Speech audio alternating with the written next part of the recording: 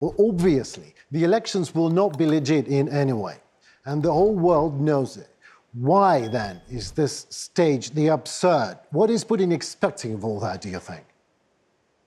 It's the way to legitimize occupation in the eyes of his local audience, the first area of his propaganda, and second, to deal with the audience in the countries which are sympathetic to Putin or kind of a neutral, fake neutral countries, let's say this way, because it's impossible to be neutral when it's a war going on in Europe.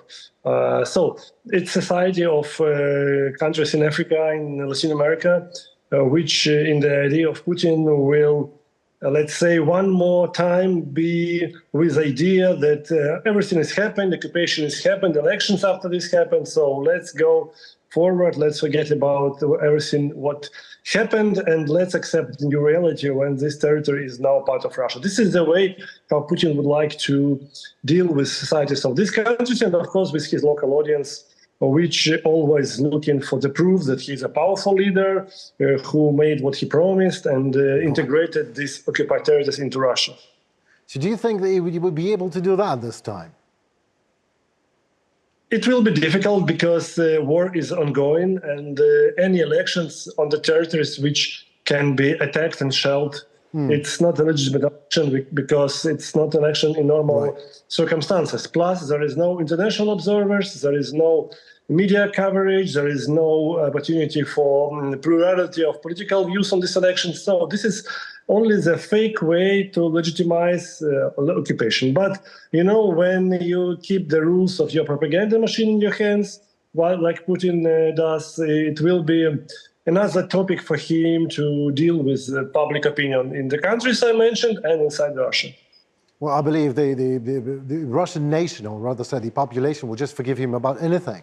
I mean, so they probably are okay with that. But do you believe the sanction is the proper tool? Do you think the sanctions are working? We actually can't, we as a collective West can't do anything about it, but sanctioning the persons, the individuals who take part in this on the side of Russia. Is that, it is legit, we can do it, but do you think this is working? I mean, the sanctions?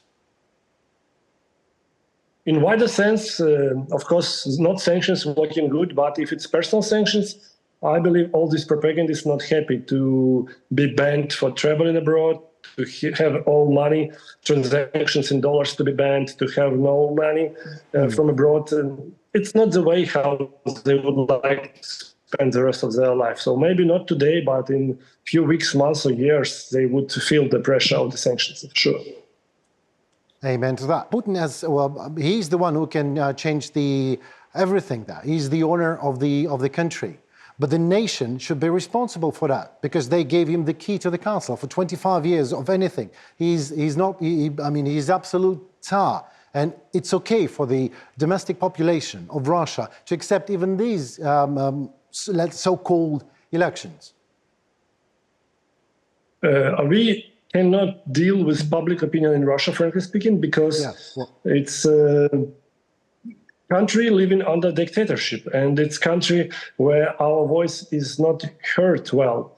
That is why we can just deal with public opinion abroad to explain global population that these fake elections has no sense and only political legitimization of occupation.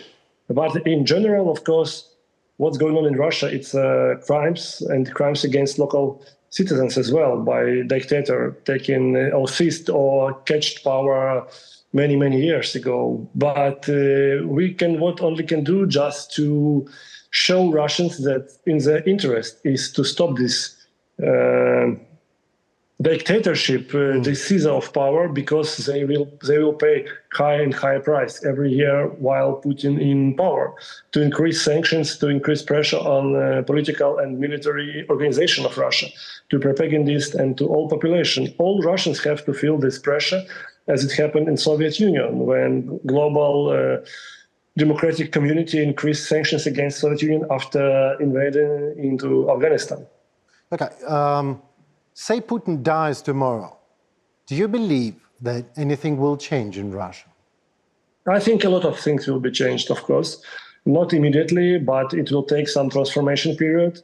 as it happened after the death of Brezhnev. It took two more general secretaries, but both of them were almost done.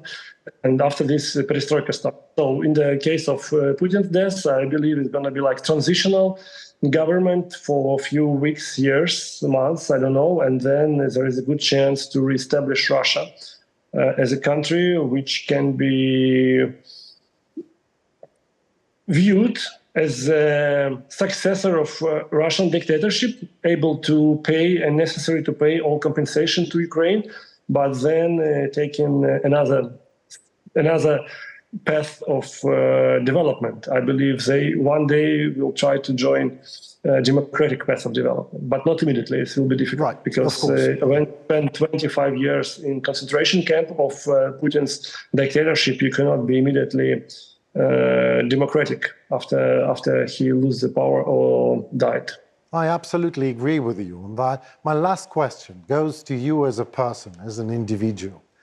Do you think that Russian nation, after Putin in some way goes, I don't know, 6 feet under or just goes, would love to have another Tsar? It depends on how Putin leaves the power. As Stalin, or as Brezhnev, or as Khrushchev, I don't know, different models. But their willingness depends on their social standards. If they're gonna live poor and poor, if they pay higher and higher price, their willingness to have Tsar will be less and less. This is my answer. Thank you very much for your time and for your expertise and for what you do. Hope you have us sometime soon back with more questions to talk for more.